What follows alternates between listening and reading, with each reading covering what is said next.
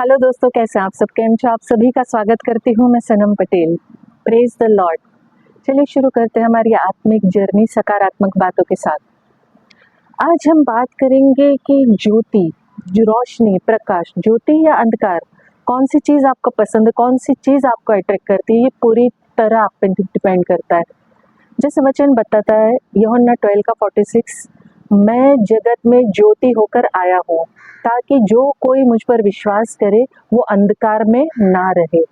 परमेश्वर चाहता है कि हम ज्योति में चले, उजाले में चले, प्रकाश में चले। हाँ, हम ज्योति में चले, क्योंकि जैसे वो ज्योति में है वैसा ही वो हमसे चाहता है कि हम उस पर विश्वास के द्वारा अंधकार से दूर रहे। क्योंकि जैसे 1 यूहन्ना अध्याय 1 वचन 7 में लिखा है, पर यदि जैसा वो ज्योति में है वैसे ही हम भी ज्योति में चले तो एक दूसरे से सहभागिता रखते हैं और उसके पुत्र यीशु का लहू हम सबको, सब पापों को क्षमा शुद्ध करता है। ये सारी बातें यूहन्ना बताता है। यूहन्ना ने प्रभु यीशु को देखा था, सुना था, छुआ था, साथ रहा था, घेरे में रहता था साथ में। यीशु के द्वारा किए गए सारे ही कामों का, सारी ही शिक्षाओं का वो गवाह था। यूहन्ना ने परमेश्वर के द्वारा लाए गए अनंत जीवन की गवाही दी है। यूहन्ना ने परमेश्वर में प्रकाश होना और उसमें कोई अंधकार ना होने के बारे पे जोर दिया है, अपना प्रवचन शुरू किया है। उसने अपने सुसमाचार में बारंबार ये बात कही है, की है। वो सत्य को स्थापित करना चाहता था।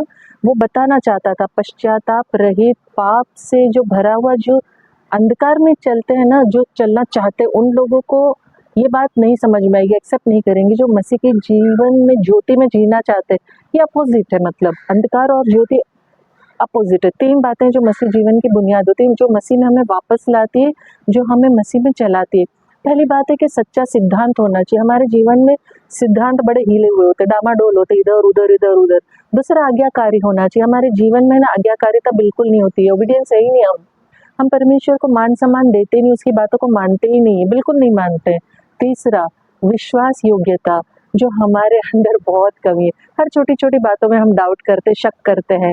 जो भी इन बातों को मानता है ना, वो विजय प्राप्त करता है, वो विक्टोरियस हो जाता है, वो प्रकाश में चलता है, ज्योति में चलता है।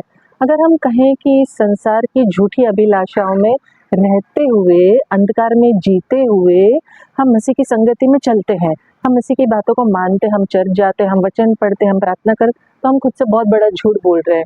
हम सत्य का पालन नहीं कर रहे हैं, क्योंकि अगर ये सारी चीजें हम कर रहे हैं तो हम अंधकार में ही हैं, हम सच्चाई में है ही नहीं। जैसे इफिसियों अध्याय 5 का वचन 8 और 9 बताता है, क्योंकि तुम तो पहले अंधकार थे परंतु अब प्रभु में ज्योति हो, सो ज्योति की संतान की नहीं चलो, क्योंकि ज्योति का फल सब प्रकार की भलाई और धार्मिकता और सत्य है। आमीन, हालेलुया। तो ये सारी चीजें बहुत क्लियर है कि ज्योति का संतान क्या करेगा। ये वचन हमें ना गहराई से, डीपली, बेहतर तरीके से हमें समझाता है, ताकि हम समझ सके। वैसे समझाया गया है कि जिसमें दुनिया चल रही है ना, जो दुनिया की भेड़ चाले में हर कोई चल रहा है, उस प्रकार हमें नहीं चलना है। कैसे? निंदा, झूठ, फरेब, चालबाजी, धोखेबाजी, ये सारी बहुत बहुत अनगिनत चीजें मौजूद है इस संसार में जो अंधकार से जुड़ी है। सिर्फ पाप, बुराई, व्यभिचार, लोभ, अशुद्धता, गंदगी, मूर्खता, भद्दे मजाक, गाली गलौज, खून खराबा, बहुत सारी चीजें आप गिनते जाओ, गिनते ही जाओगे। इस संसार में मौजूद है, जैसे आप डिनाई नहीं कर सकते, आप ना नहीं कह सकते कि इस संसार में नहीं है। भाई, ये तो संसार बहुत शुद्ध है, इसमें ऐसी कोई पाप, तकलीफ, गुनाह वाली बात ही नहीं, ये हो ही नहीं सकता। इससे ज्यादा, बहुत ज्यादा चीजें उपलब्ध है इस संसार में, इस दुनिया में। हमें इन सारी बातों में ना भागीदार नहीं बनना है, भागीदारी नहीं करनी है। यीशु मसीह ही मार्ग, सत्य और जीवन है, जो इस संसार के अंधकार में चमकता है। ज्योति चमकती है ना, अंधकार में जो संसार चल रहा है ना, उस पे वो विजय पाया हुआ है। जो मसीह को मानता है, जो यीशु को प्रेम करता है ना, वो अंधकार में नहीं चलना चाहेगा, नहीं पसंद करेगा। उसके पास हमेशा जीवन की ज्योति होगी। यीशु मसीह के कारण जो लोग उस पर विश्वास करते हैं, अंधकार में नहीं रहेंगे, क्योंकि परमेश्वर जिसने कहा अंधकार में से ज्योति चमके, वही हमारे हृदय में चमका कि परमेश्वर की महिमा की पहचान ज्योति जो यीशु मसीह के चेहरे से प्रकाशमान हो।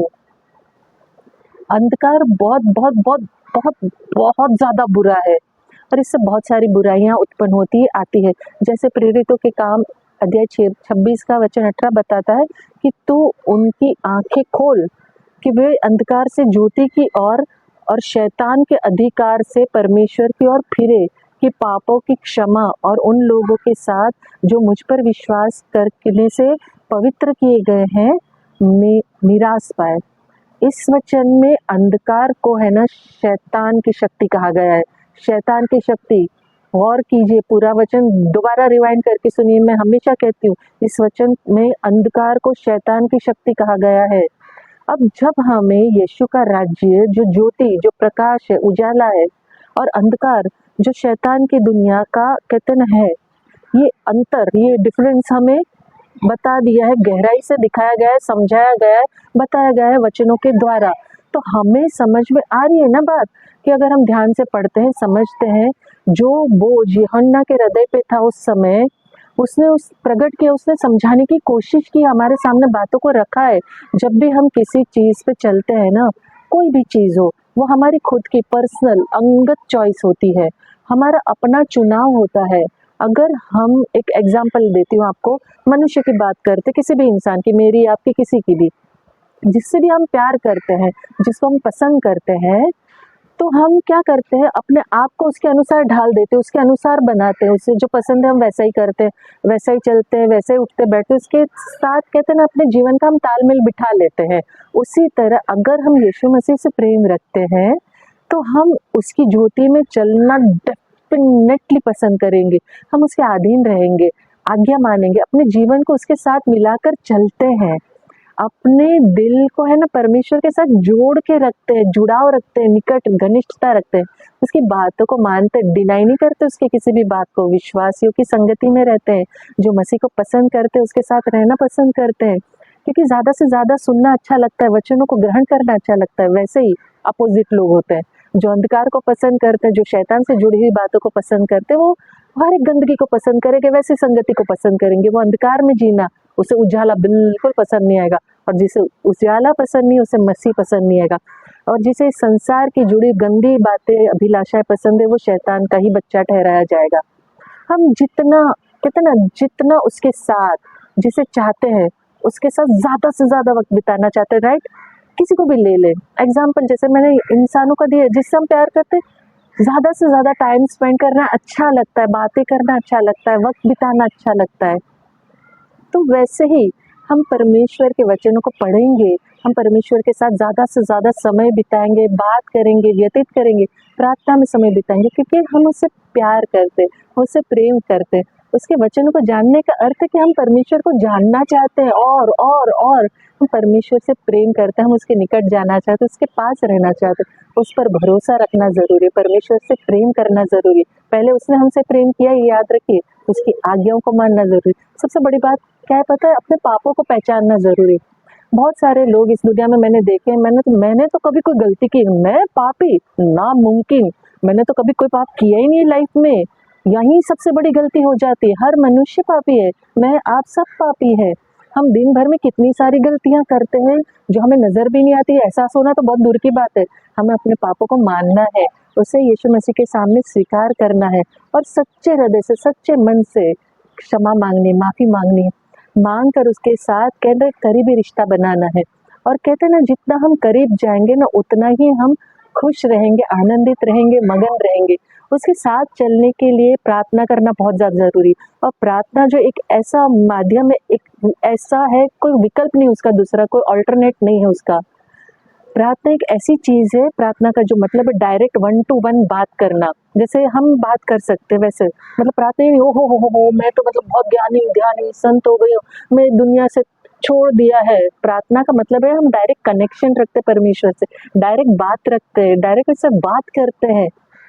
प्रार्थना में समय बिताना एक पवित्र जीवन जीने की जरूरत है।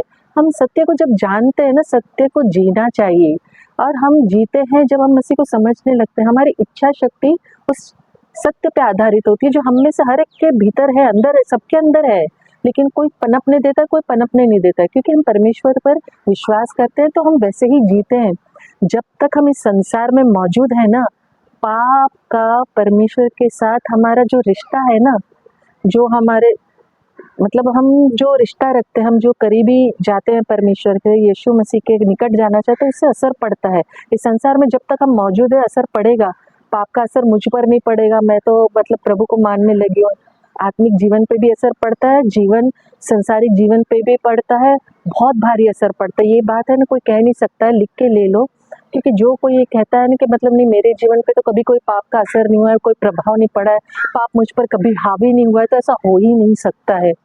चाहे हम आत्मिक जीवन जी रहे हैं ना, लेकिन हम परमेश्वर के साथ जितना जुड़ाव रखते और ज़्यादा अटैक होते हैं हमारे आसपास की चीज़ों से।